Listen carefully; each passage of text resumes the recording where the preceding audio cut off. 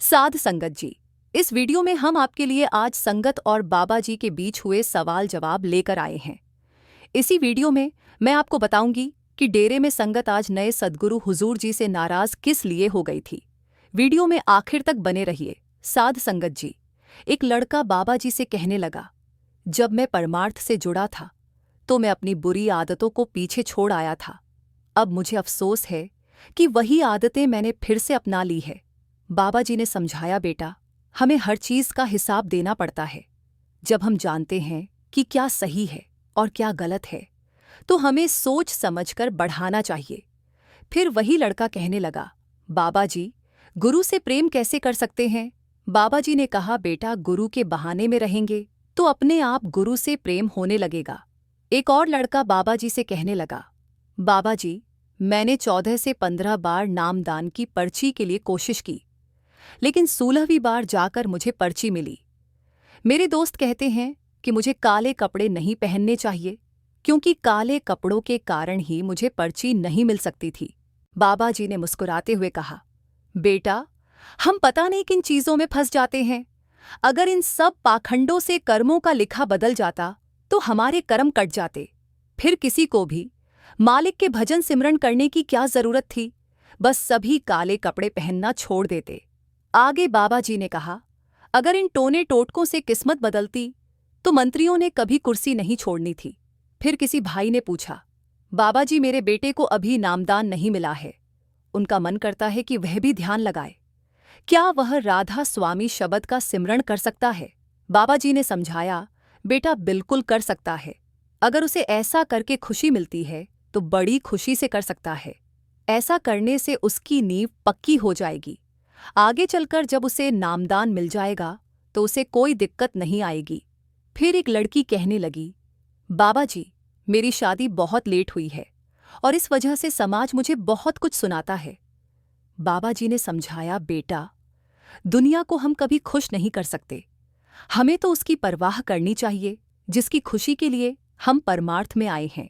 फिर एक बीबी बड़ी ही परेशान लग रही थी और रोते रोते बाबा जी से कह रही थी, बाबा जी, मुझे ले जाओ, मुझे जिम्मेदारियां संभाली नहीं जाती। बाबा जी ने समझाया, बेटा, मालिक जब जिम्मेदारियां डालता है तो मालिक को पता होता है कि इंसान उसको संभाल लेगा या नहीं। अब मालिक के बहाने में रहे और विश्वास ना छोड़े। फिर एक लड़का कहने लगा, बाबा जी, मैंने कुछ परमार्थी किताबें पढ़ी, लेकिन मुझे उन्हें पढ़कर नेगेटिविटी आने लगी और मैंने वह किताबें पढ़नी छोड़ दी। बाबा जी ने किताब का नाम पूछा। लड़का कहने लगा, बाबा जी, अनुराग सागर। तो बाबा जी ने कहा, ये तो वही बात हो गई कि 8वीं कक्षा का बच्चा अगर बीए और एमए की किताबें पढ़ने चलेगा तो उसको समझ थोड़ी ना आएगी। फिर एक बीबी कहने लगी, बाबा जी, मुझे नामदान मिला हुआ है, लेकिन मुझे भजन सिमरन नहीं हो पाता। बिना भजन सिमरन के मालिक से प्यार कैसे करूं? बाबा जी ने समझाया, बेटा, सिर्फ कह देने से मालिक से प्यार नहीं हो जाता। कल को आपके बच्चे आपको बस लफ्जों में कहते रहे कि वहां आपसे प्यार करते हैं, तो क्या आप सच मान लोगे? प्यार का एहसास तो तभी होता है जब करने में जाहिर किया जाए, और मालिक का प्यार पाने के लिए भजन सिमरन ही एक तरीका है। फिर एक लड़की कहने लगी, बाबा जी, मैं बहुत ज्यादा सोचती हूं और मुझे लगता है जरूरत से ज्यादा नहीं सोचना चाहिए। बाबा जी ने समझाया, बेटा, हमें ध्यान को सिर्फ पॉजिटिव चीजों में लगाना है और पॉजिटिव ही सोचना है। जब हम हमेशा पॉजिटिव सोचेंगे तो हमारे दिल दिमाग में भी पॉजिटिव थिंकिंग आने लगेगी। फिर एक लड़का कहने लगा, बाबा जी, मेरी माँ मेरी नानी को भूल नहीं पा रही है और उनके लिए बहुत रोती है। बाबा जी ने समझाया, बेटा, जिनके हम बहुत करीब होते हैं उन्हें भला भूल पाना इतना आसान नहीं होता, लेकिन हमें यह सच भी नहीं भूलना चाहिए कि यहाँ जो आया है वह एक दिन जरूर जाएगा। बड़े बड़े महापुरुष भी यहाँ से चले गए, इसीलिए इस सच्चाई को हमेशा याद रखो। फिर यही लड़का कहने लगा, बाबा जी, मेरी नानी ने आखिरी टाइम में रोटी मांगी थी और उन्हें रोटी खिलाने से पहले ही वह चली गई। इस बात का मेरी मम्मी को बड़ा अफसोस रहता है। तो बाबा जी ने समझाया, बेटा, मन में ऐसी कोई बात नहीं रखनी है। जो होता है वह उस मालिक की मौज से होता है। आगे बाबा जी ने कहा, बेटा, आप अपनी मम्मी को संभालो, उनके साथ समय बिताओ, जिससे कि उनका मन दूसरी तरफ लग सके। फिर एक लड़की ने बाबा जी से पूछा, बाबा जी, बुरे काम करने वाले लोग हमेशा खुश रहते हैं और जो भजन सिमरन सेवा करते हैं उनके हिस्से में दुख आते हैं, ऐसा किस लिए होता है? तो बाबा जी ने इस सवाल पर कहा, बेटा, परमार्थ में आने का हमारा एक ही मकसद होता है, हमें खुद को इस संसार से छुटकारा दिलवाना है, बाहर आने और जाने का चक्कर खत्म करना है। अब अगर मालिक थोड़े बहुत दुख दे भी देता है तो यह तो हमारे लिए अच्छी बात है ना, क्योंकि मालिक हमारे कर्मों का हिसाब किताब कर रहा होता है और जितनी जल्दी हिसाब होगा उतनी जल्दी हम इस जेलखाने से आज़ाद हो पाएंगे। फिर एक लड़का बाबा जी से कहने लगा, बाबा जी, मैं हर रोज़ सुबह जपजी साहिब का पाठ करता हूँ, लेकिन जब मैं घर आता हूँ तो यहाँ आकर मैं पाठ पर नहीं बैठ सकता। तो बाबा जी ने समझाया, बेटा, हम हर रोज़ हर चीज़ के लिए समय निकाल लेते हैं, लेकिन जब बारी मालिक की आती है तो हमारे पास बहानों का भंडार होता है। बेटा, समय तो आपको खुद ही मैनेज करना पड़ेगा। फिर एक बीबी कहने लगी, बाबा जी, शादी को बहुत साल हो गए लेकिन कोई संतान नहीं हो पाई, इस वजह से ससुराल वाले बहुत कुछ सुनाते हैं। तो बाबा जी ने समझाया, बेटा, आजकल तो बड़ी आधुनिक सुविधाएं आ गई हैं, आप आईवीएफ का सहारा भी ले सकते हो, बाकी जो मालिक ने लिखा है वही होगा। एक लड़की रोते हुए बाबा जी से पूछने लगी, बाबा जी, मेरी मम्मी 20 दिन पहले हमें छोड़कर चली गई हैं, अब आप हमें कोई रास्ता दिखाओ जिससे मैं खुद को संभाल सकूं। तो बाबा जी ने समझाया, बेटा, अगर वह मालिक के घर चली गई है तो हमें अफसोस नहीं करना चाहिए, हम तो बस अपने स्वार्थ के बारे में सोचते हैं। फिर एक लड़की कहने लगी, बाबा जी, मेरे पापा की डेथ डॉक्टर की गलती की वजह से हो गई थी।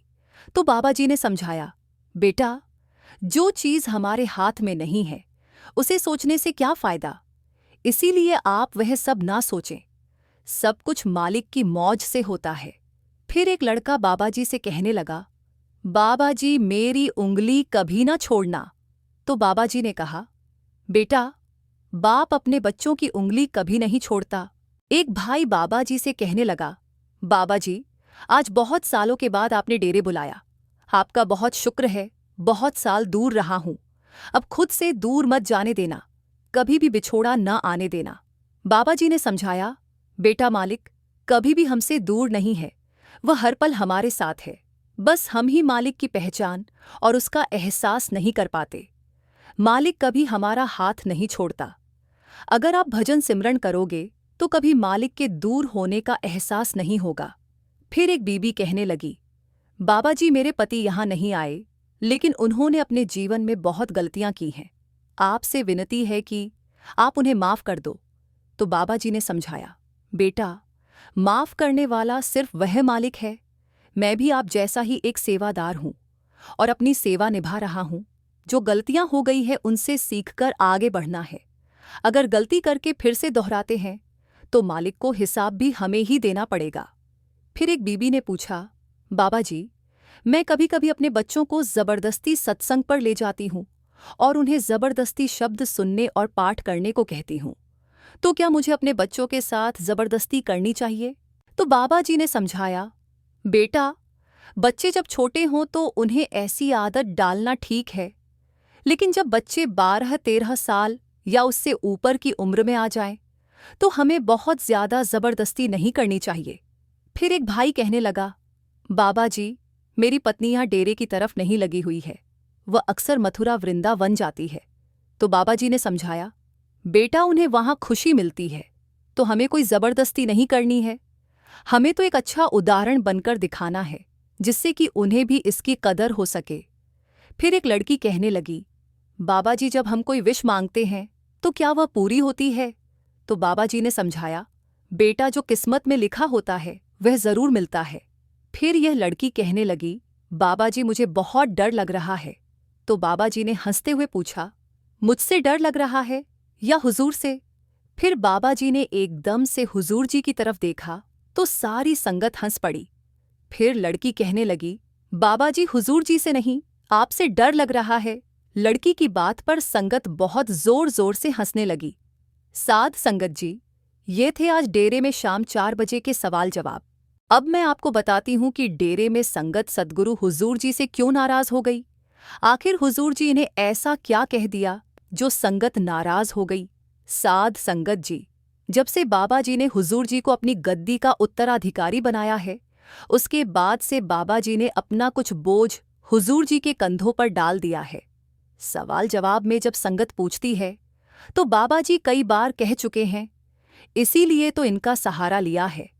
डेरे में हमने बहुत बार यह भी देखा है कि जब बाबा जी कोठी से बाहर नहीं निकलते तो संगत और जत्थों को दर्शन देने के लिए हुजूर जी को भेज देते हैं, क्योंकि हुजूर जी और बाबा जी में जरा सा भी फर्क नहीं है। दोनों के शरीर भले ही अलग हैं, लेकिन दोनों ही उस एक कुल मालिक का रूप हैं।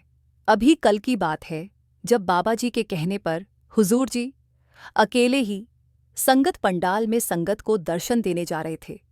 कोठी से निकलकर सत्संग पंडाल तक पहुंचने वाले रास्ते में एक जगह हुजूर जी के दर्शन करने के लिए एक जत्था बैठा था।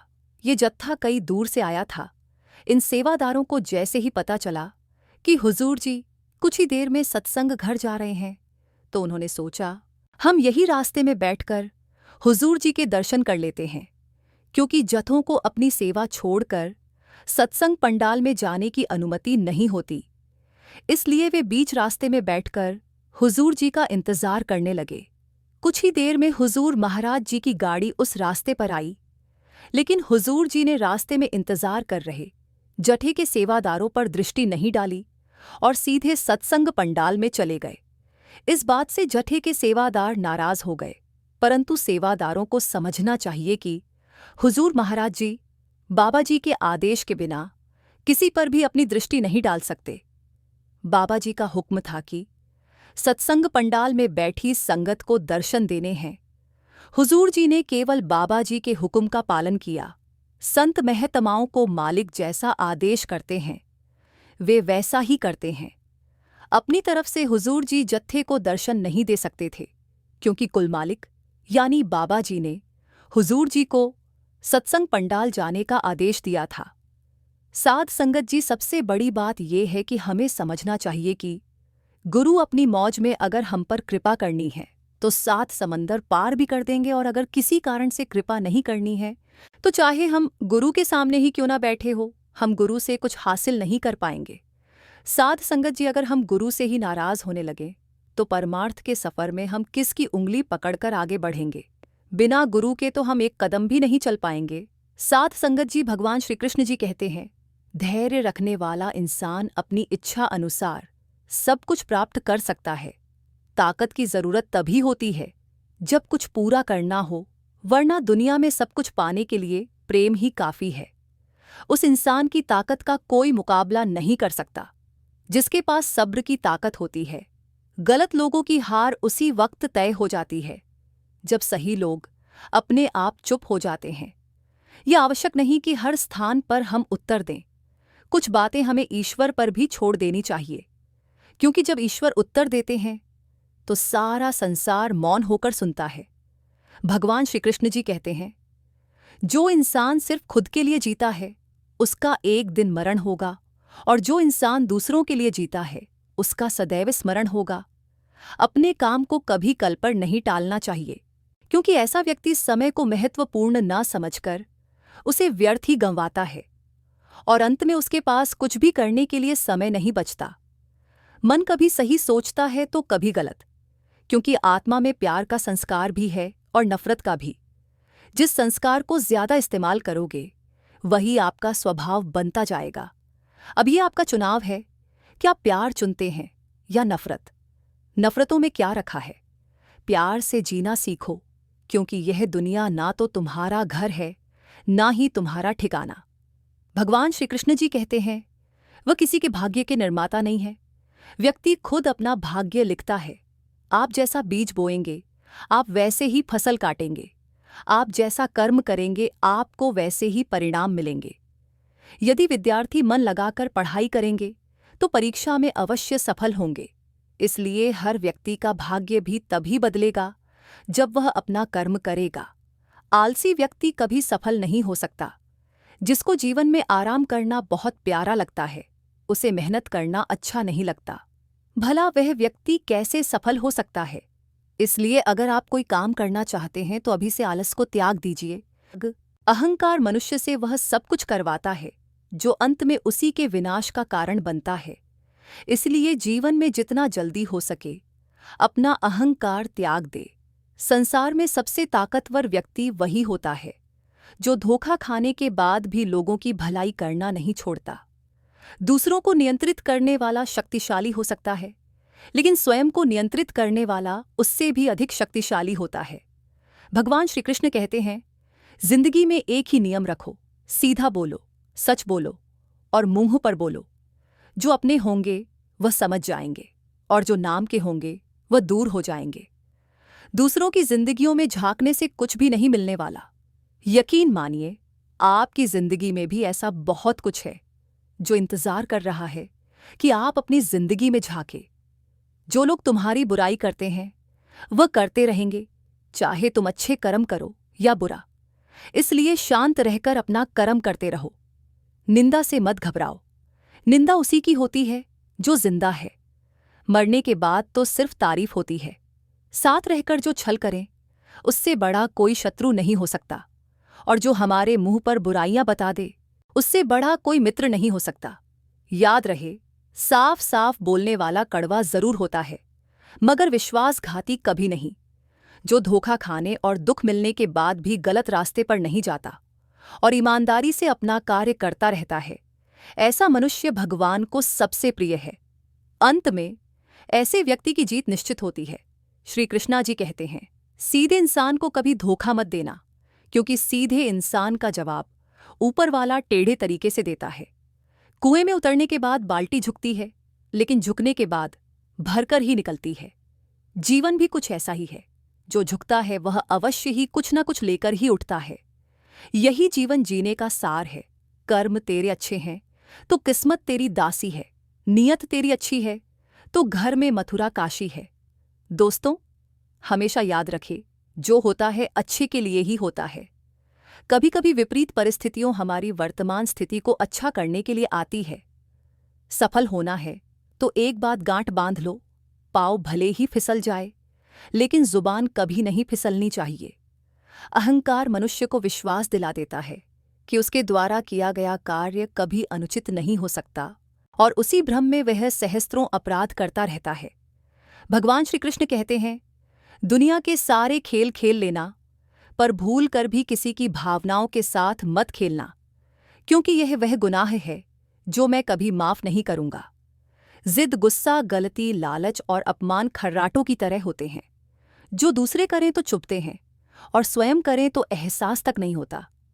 हर जलते दिए तले अंधेरा होता है, हर रात के पीछे सवेरा होता है। लोग डर जाते हैं मुसीबत देखकर, मगर हर मुसीबत के पीछे सफलता का बसेरा होता है।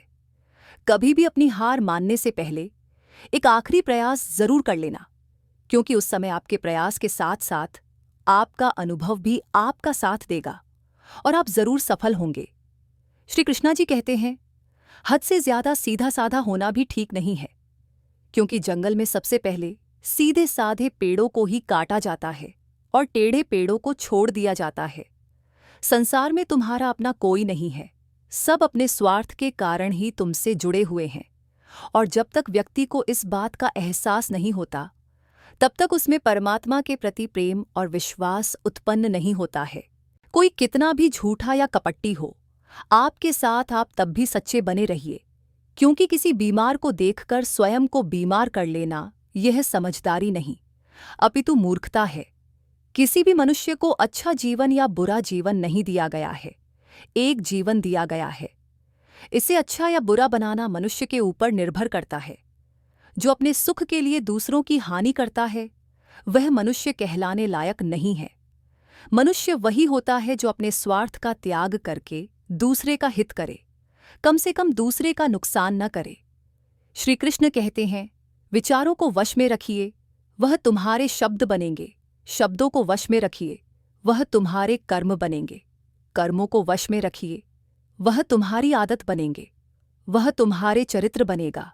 चरित्र को वश में रखिए, वह तुम्हारा भाग्य बनेगा। एक उत्तम जीवन के लिए यह स्वीकार करना आवश्यक है कि सबको सब कुछ नहीं मिल सकता। खुद से बहस करोगे तो सारे सवाल सुलझ जाएंगे। अगर दूसरों से बहस करोगे तो और नए सवाल खड़े हो जाएंगे। जब मनुष्य अपनी गलती का वकील और की गलतियों का जज बन जाता है तो जीवन में फैसले नहीं फासले हो जाते हैं। पुराने गंदे वस्त्र उतारकर नए वस्त्र पहनते समय एक छोटा बालक रोता है, किंतु माँ उसके रोने की परवाह किए बिना वह वस्त्र बदलती है, क्योंकि वह जानती है कि उसके बालक के लिए क्या उचित है।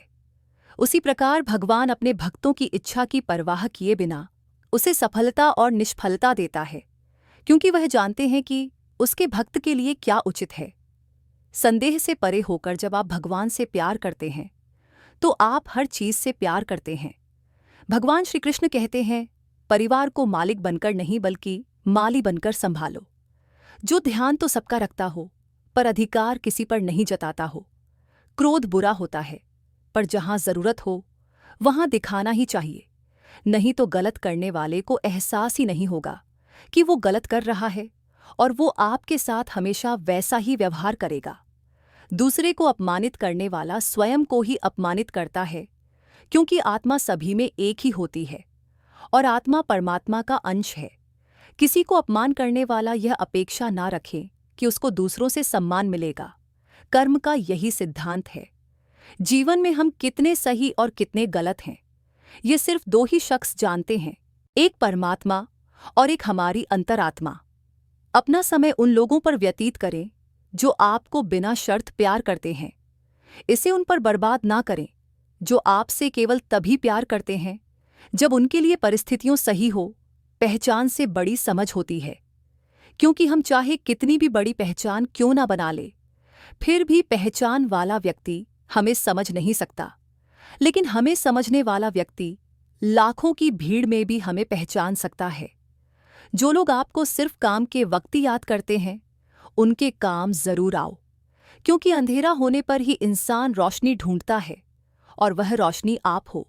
कलयुग चल रहा है, इसलिए यह विचार दिल से निकाल दीजिए कि बिना मतलब के कोई आपसे रिश्ता रखेगा। अपने पास ऐसा जरूर कुछ बचाकर रखिए कि लोग उसे पाने के लिए आपसे जुड़े रहे। खुद को खाली मत होने देना, क्योंकि लोग खाली चीजों को कचरे के डिब्बे में डाल देते हैं। घर से जब भी बाहर जाए तो घर में विराजमान अपने प्रभु से जरूर मिलकर जाए, और जब घर लौटकर आए तो उनसे जरूर मिले, क्योंकि उनको भी आपके घर लौटने का इंतजार रहता है। घर में नियम बनाए कि जब भी आप घर से बाहर निकले, घर के मंदिर के पास थोड़ी देर रहकर बोले, प्रभु चलिए, आपको साथ में रहना है। ऐसा बोलकर ही निकले, क्योंकि आप भले ही लाखों की घड़ी हाथ में क्यों ना पहने, पर समय तो प्रभु के हाथ में ही है ना। भगवान श्री कृष्ण कहते हैं, मेरे लिए ना तो कोई घृणित है, ना कोई प्रिय, ना कोई मित्र है, ना ही कोई शत्रु, ना कोई निर्धन है और ना ही कोई धनी। बस जो भक्ति भाव के साथ मुझे याद करते हैं, मैं उनका हूं और वो मेरे। जब दिल में मैल, तबीयत में जिद और शब्दों में मुकाबला आ जाए तो ये तीनों जीत जाते हैं, मगर तब हारते हैं तो सिर्फ रिश्ते मिलावट का दौर है। हाँ में हाँ मिला दिया करो, संबंध लंबे समय तक टिके रहेंगे। आप कितने भी अच्छे हो, चाहे आप कितना भी अच्छा काम कर ले, पर एक बात हमेशा याद रखना, जो आपको गलत समझता है वह मरते दम तक आपको गलत ही समझेगा। भगवान श्री कृष्ण कहते हैं, कोई भी मौका दे तो उसे धोखा मत देना, और अगर कोई धोखा दे तो उसे दोबारा मौका मत देना। किसी भी व्यक्ति के अपने जीवन में सफल ना होने का सबसे मुख्य कारण होता है खुद पर विश्वास ना होना। जीवन में वही व्यक्ति सफल होता है जिसे खुद पर भरोसा हो। जिस व्यक्ति को खुद पर भरोसा नहीं होता, वह जीवन में कभी सफल नहीं हो सकता। मन चंचल होता है, ये इधर उधर भटकता है और किसी भी कार्य की एकाग्रता का दुश्मन है। लेकिन यदि यह व्यक्ति के वश में हो जाए तो इससे अच्छा कोई मित्र नहीं। इसलिए मन को एकाग्र करना जरूरी है, और मन को एकाग्र करने के लिए बस थोड़े से प्रयास और अभ्यास की जरूरत होती है। जो होकर भी ना हो उसका होना कैसा, और अगर रिश्ता बस नाम का हो तो फिर रोना कैसा। भगवान इंसान की गलतियां माफ करते हैं, चालाकियां नहीं। श्री कृष्ण कहते हैं, विश्वास वह शक्ति है जिससे उजड़ी हुई दुनिया में भी प्रकाश लाया जा सकता है। एक बार अपने आप पर पूरे दिल से विश्वास करके काम शुरू कीजिए। यकीन मानिए, आप जो चाहते हैं वह आप जरूर हासिल कर लेंगे। किसी अच्छे इंसान से कोई गलती हो जाए तो माफ कर दो, क्योंकि मोती अगर कचरे में गिर जाए तो भी कीमती रहता है। भगवत गीता में लिखा है, आप दुख पर ध्यान देंगे तो हमेशा दुखी रहेंगे, और सुख पर ध्यान देंगे तो हमेशा सुखी रहेंगे। आप जिस पर ध्यान देंगे, जिसे खुद पर भरोसा हो, जिस व्यक्ति को खुद पर भरोसा नहीं होता, वह जीवन में कभी सफल नहीं हो सकता। मन चंचल होता है, ये इधर उधर भटकता है और किसी भी कार्य की एकाग्रता का दुश्मन है। लेकिन यदि यह व्यक्ति के वश में हो जाए तो इससे अच्छा कोई मित्र नहीं। इसलिए मन को एकाग्र करना जरूरी है, और मन को एकाग्र करने के लिए बस थोड़े से प्रयास और अभ्यास की जरूरत होती है। जो होकर भी ना हो उसका होना कैसा, और अगर रिश्ता बस नाम का हो तो फिर रोना कैसा। भगवान इंसान की गलतियां माफ करते हैं, चालाकियां नहीं। श्री कृष्ण कहते हैं, विश्वास वह शक्ति है जिससे उजड़ी हुई दुनिया में भी प्रकाश लाया जा सकता है। एक बार अपने आप पर पूरे दिल से विश्वास करके काम शुरू कीजिए। यकीन मानिए, आप जो चाहते हैं वह आप जरूर हासिल कर लेंगे। किसी अच्छे इंसान से कोई गलती हो जाए तो माफ कर दो, क्योंकि मोती अगर कचरे में गिर जाए तो भी कीमती रहता है। भगवत गीता में लिखा है, आप दुख पर ध्यान देंगे तो हमेशा दुखी रहेंगे, और सुख पर ध्यान देंगे तो हमेशा सुखी रहेंगे। आप जिस पर ध्यान देंगे वह चीज सक्रिय हो जाएगी और आपके जीवन में तुरंत प्रवेश करना शुरू कर देगी। भगवत गीता में लिखा है, मन अंधा होता है, इसके पास अपना कोई ज्ञान नहीं होता है।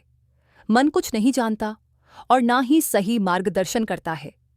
इसलिए आप अंधे मन की बातें मानकर जरूरी कामों को टालना बंद कीजिए। आप हमेशा अपनी बुद्धि से काम लीजिए, मन से नहीं, क्योंकि अंधा मन आपको हमेशा जरूरी कामों को करने से रोक देता है। जब आप बुद्धि के जरिए जरूरी कामों को करना शुरू कर देंगे तो धीरे धीरे आपका मन आपका मित्र बनता चला जाएगा। लेकिन अभी आपका मन आपका दुश्मन बना हुआ है, जो आपको दिन पर दिन बर्बाद कर रहा है। जीवन में रिश्ते धागे की तरह है, जिस धागे की गांठें खुल सकती हैं उस धागे पर कैंची नहीं चलनी चाहिए, क्योंकि रिश्तों की छोटी छोटी खुशियां ही तो जीने का सहारा बनती है।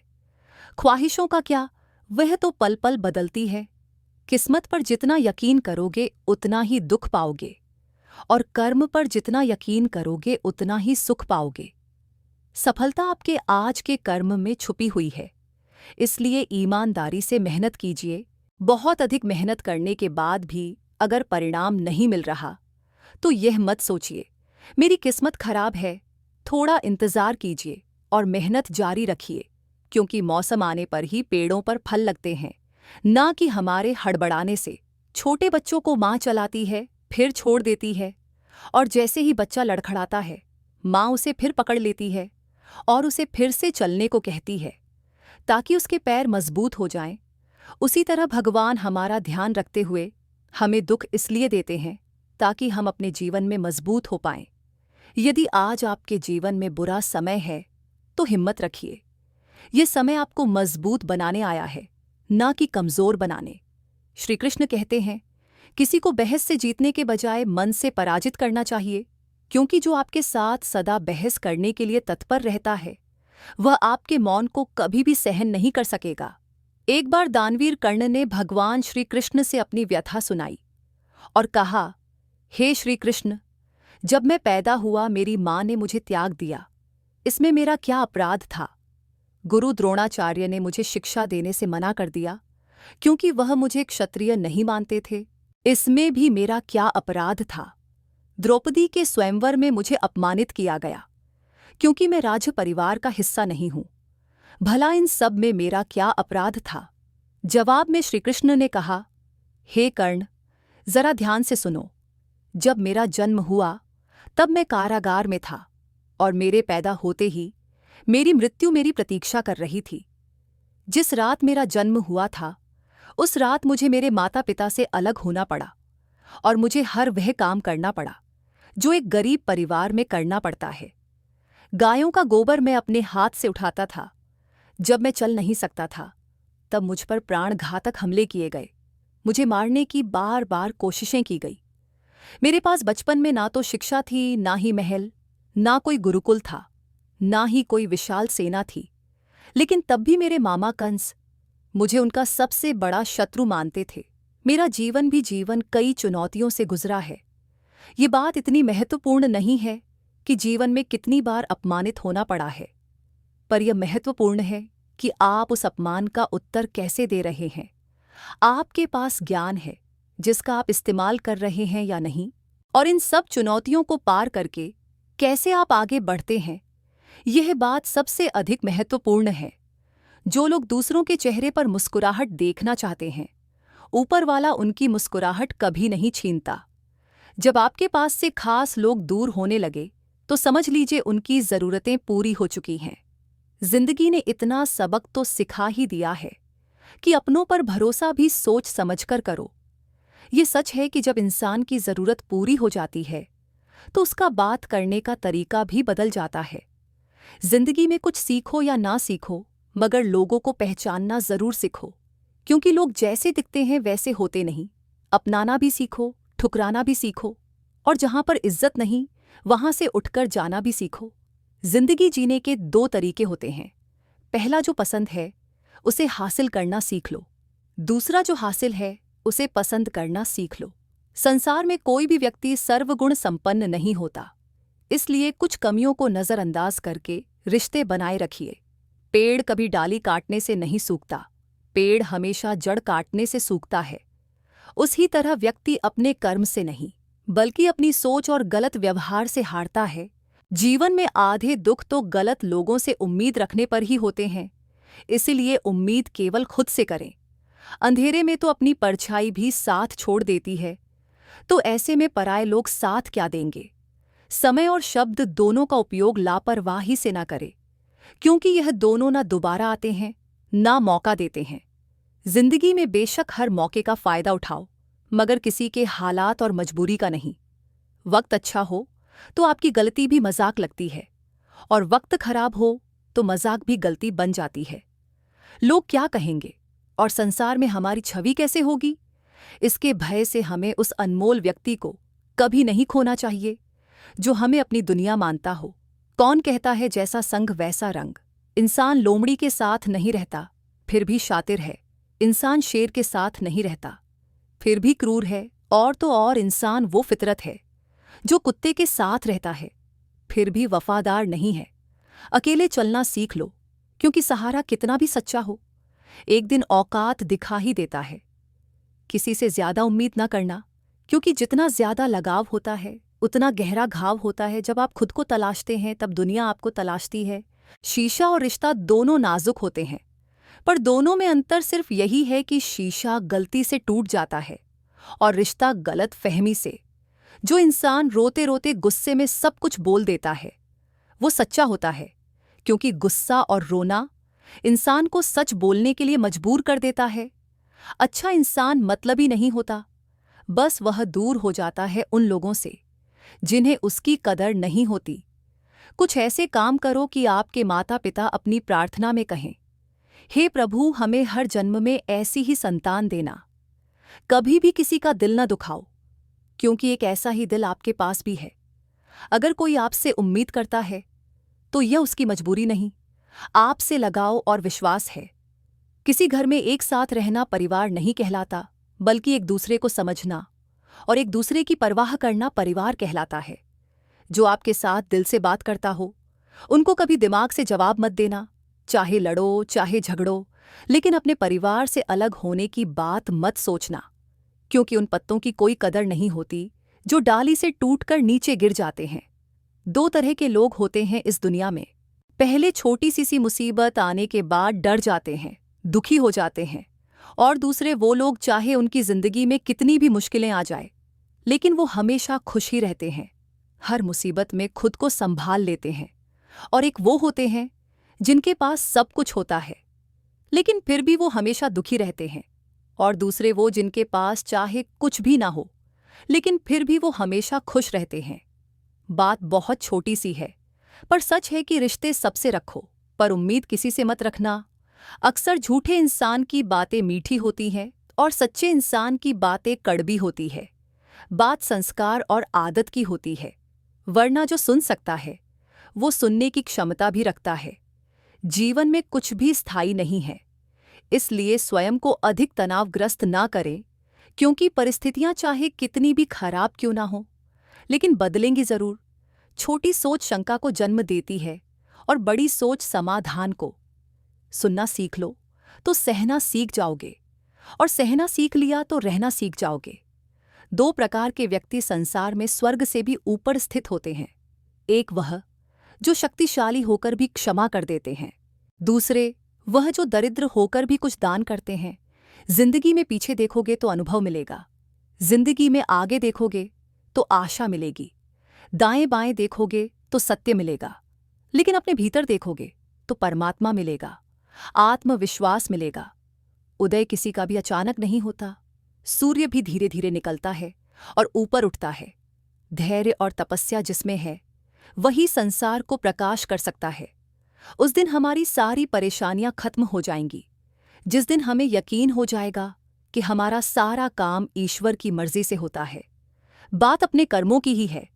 दुनिया को दोषी ना मानो, क्योंकि कर्म से बढ़कर जीवन में कुछ नहीं है। भगवत गीता में कहा गया है कि जितनी जल्दी आप अपने जीवन में जिम्मेदारी लेंगे, उतने ही जल्दी आप सफल इंसान होंगे। मनुष्य के पास सबसे बड़ी पूंजी उसके अपने अच्छे विचार हैं, क्योंकि धन और बल किसी को भी गलत राह पर ले जा सकते हैं, किंतु अच्छे विचार सदैव अच्छे कार्यों के लिए ही प्रेरित करते हैं। दूसरों को समझना बेशक बुद्धिमानी हो सकती है, लेकिन खुद को समझना ही जिंदगी का असली ज्ञान है। भरोसा ईश्वर पर रखे, लोगों पर नहीं, क्योंकि धोखा लोग देते हैं, भगवान नहीं। कभी यह मत सोचिए कि आप कुछ भी नहीं हैं, और कभी यह भी मत सोचिए कि आप ही सब कुछ है। हमेशा यही सोचिए कि आप कुछ तो है जो बहुत कुछ कर सकता है। सौभाग्यशाली होते हैं वो लोग जिन्हें समय और समझ एक साथ मिलती है, क्योंकि अक्सर समय पर समझ नहीं आती, और समझ आती है तो समय हाथ से निकल जाता है। जीवन में समय से अधिक महत्वपूर्ण कोई नहीं होता। समय ठीक हो तब सब अपने बन जाते हैं, पर समय खराब हो तो अपने भी पराये हो जाते हैं। श्री कृष्ण कहते हैं, परिस्थितियों से भागो मत, उसके सामने डटकर खड़े हो जाओ, क्योंकि कर्म करना ही मानव जीवन का पहला कर्तव्य है। हम कर्मों से ही परेशानियों से जीत सकते हैं। परिस्थिति का 3 प्रकार से सामना कर सकते हैं। पहला, या तो उसे स्वीकार कर ले, अगर स्वीकार नहीं कर सकते तो उसे बदलने की कोशिश करें, और अगर बदल भी नहीं सकते तो उसे नियति पर छोड़ दें। समय और स्थिति कभी भी बदल सकती है, इसलिए कभी भी किसी का अपमान ना करें और ना ही किसी को कमजोर समझें। आप शक्तिशाली हो सकते हैं, लेकिन समय सबसे ज्यादा शक्तिशाली होता है। मृत्यु का घाव उतना बड़ा नहीं होता जितना अपमान का होता है। झगड़ा कर लो, कुछ भी कर लो, मगर किसी का अपमान मत करो।